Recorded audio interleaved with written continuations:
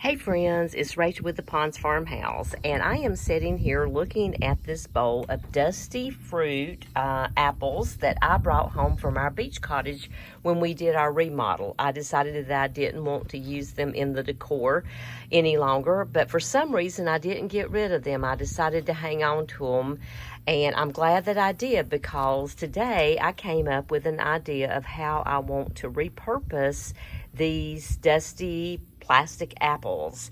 Would you like to know what my plan is? If so, stay tuned.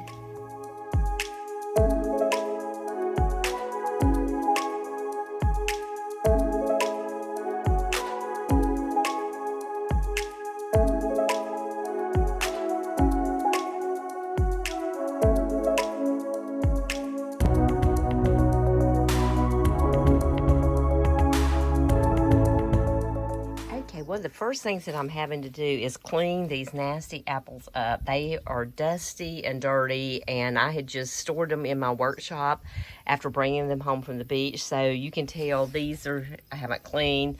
These I've just been using some Windex on. And once I get them all cleaned up and they're dry, I'm going to be giving them a coat of this classic white chalky finish paint to cover up some of this red. Okay, we're spray painting the apples. Got them all set up out here.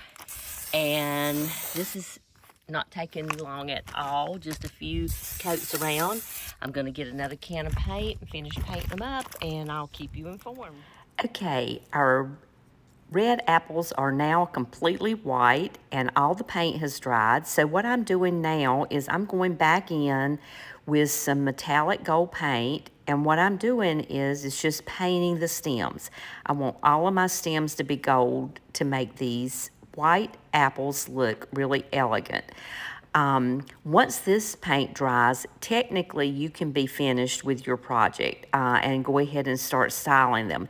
However, I'm going to take it one step further and put some satin finish on them just to make them shine just a little bit more. That is totally optional. You could also use a really shiny finish on it, glossy finish if you prefer.